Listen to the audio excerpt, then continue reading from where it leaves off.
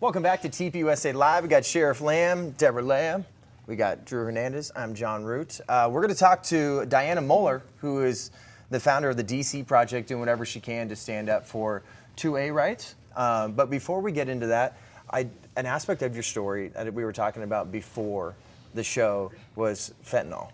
And how you realized that like whatever would come through the border in 2016 had the ability to kill every single American. Now that is skyrocketed. Yeah, so the statistics that I heard from Border Patrol recently was that they now suspect that, or they estimate that there's enough fentanyl coming in every month to kill every American in America. Wow. My goodness. And we're going to cover that a lot more in our next segment after this, talking to Sheriff Lamb. You guys are doing some incredible work down there to make sure people not only have the information, but make sure that there is some law and order. We're not seeing a lot of that. Before we bring on Diana Muller, the former police officer, TPUSA ambassador, and founder of the DC Project, we want to show a little snippet of this video that they threw out there to make sure they're standing up for Americans' gun rights. Let's check it out.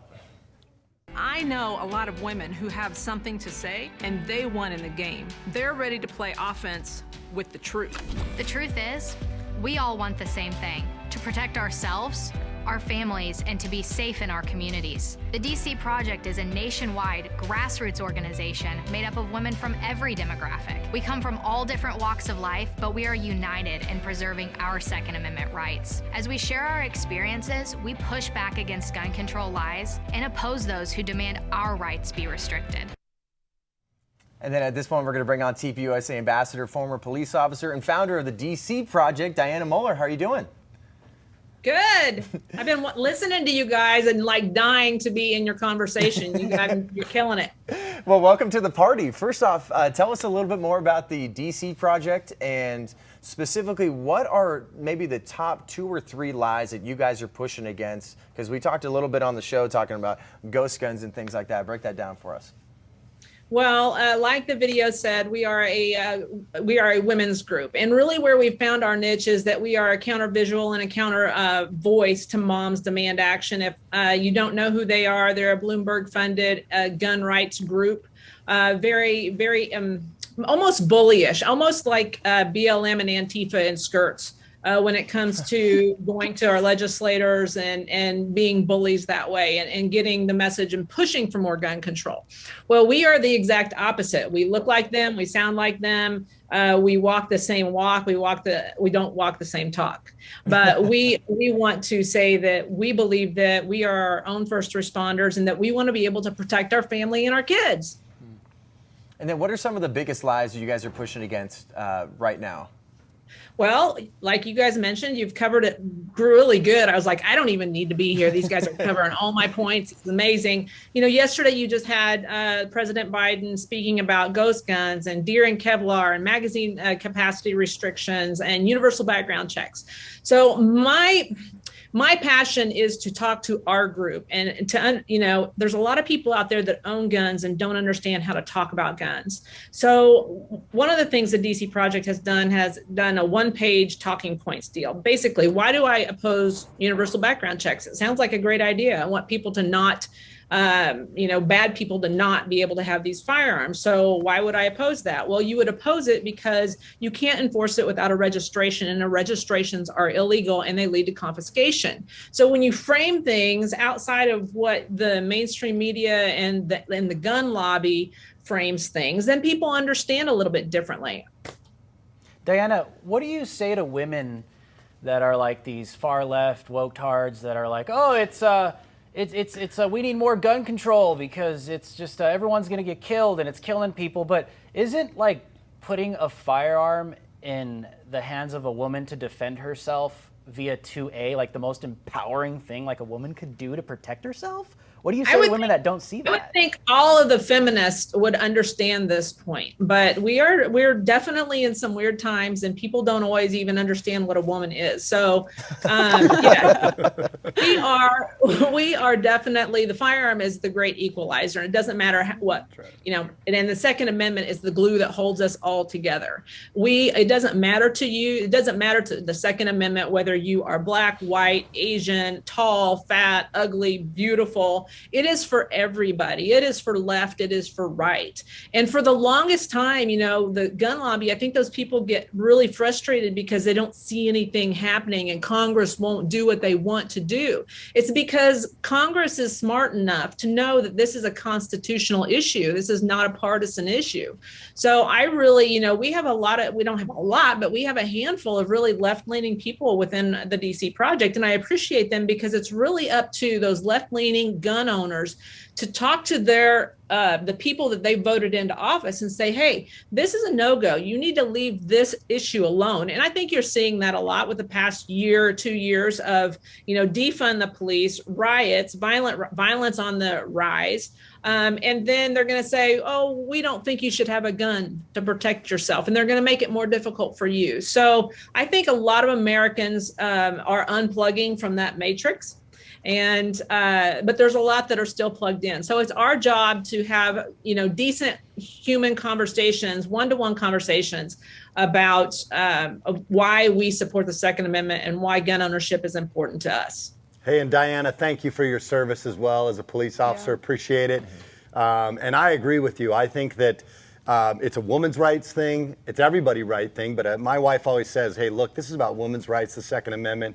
But it's also about, we're seeing the undermining of the rule of law. Is that part of the reason why you did this? Because not only did you want to support the Second Amendment, but were you seeing the deterioration of the rule of law and then how you could maybe help within your community?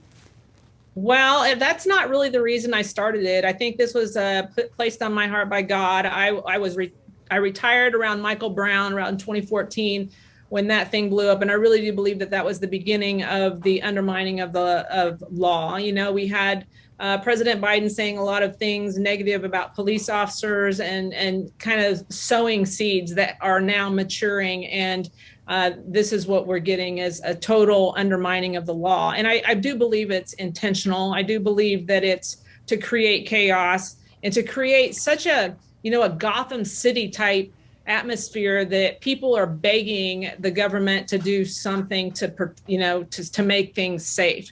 And in my conspiracy theory hat and my little tinfoil hat is that they will invite the blue hats in, and that's how they'll get to our guns. So that's kind of my loose theory. And as we wrap this up, Diana, I wish we could chat for about hours about this because you guys are doing some incredible work, but I think you're talking about how people need to get red-pilled a little bit and they need to get out of their Western mindset. And I think an impactful part of this video was Gabby Franco. She fled socialist Venezuela, and it's like, you guys don't understand what it's like in different places. We have no rights to protect ourselves whatsoever. I want to play this video, and then you get your reaction to that. Let's check it out. Okay. As an immigrant from Venezuela, I saw how easy it was for freedom to die. My family and I watched tyranny destroy our home. In Venezuela, the media, celebrities, and politicians repeated the same anti-gun messages until people found it normal and acceptable to give up their freedoms. The reality is, none of it is normal or acceptable. Hungry and helpless, Venezuelans are now unable to protect themselves. Now, as a proud American, I am determined to guard against the same things happening here. A story like that is so impactful, Diana, because people are just so stuck in our American ways that just get rid of guns. It's just not working. Then you have someone that fled a socialist country that had no rights whatsoever and said, no. Here's the ramifications of that. Yeah, you hear stories like that all the time. But, honestly, we talk about censorship. We talk about big tech. We talk about media, mainstream media. And a lot of the, this is the devil having his heyday, and he has the microphone. He has all the control there. So that's why, Turning Point USA is so important, and just pushing back and giving people an alternative to the truth and the reality. And the DC project is really proud that we had people support us to the point where we could afford to make really powerful and impactful videos like this that can reach, those people in the middle of the road or even right-leaning that, like I said, support the Second Amendment, but they don't understand how to talk about red flag laws. They don't understand how to talk about universal background checks. And then all the way to the other side of people who don't have anything to do with our community. They don't know anything but what they hear from the big microphones. So it's really up to us to continue to have these conversations and try to make a difference through education, not legislation, which is that shirt. This shirt. And then finally, tell people how they can get some of this merch, how they can subscribe to the newsletter and donate and do everything they can to help you out. Yeah, you like my studio, my little, I've got my shirts, my Turning Point shirts and my DC Project shirts. But the DC Project, the website's dcproject.info, I-N-F-O. We do have these shirts. This is our visual part of trying to counter Moms Demand Action. They have a red shirt that has white block letters that say Moms Demand, and they show up in swarms, whether it be hearings or rallies and things like that. So we created this shirt when I testified the first time in 2019 because we knew that they would be in the gallery and we wanted to be able to have the same visual. So that's where the teal came from. That's where the logo came from. And we've been rocking it ever since. All right, once again, that's dcproject.info. Make sure you donate there. That's on the screen for you. You can become a member, donate, or subscribe to their newsletter. They're doing some incredible work, and we couldn't be more excited that you're a part of TPUSA as an ambassador. Diana, thanks so much for joining us.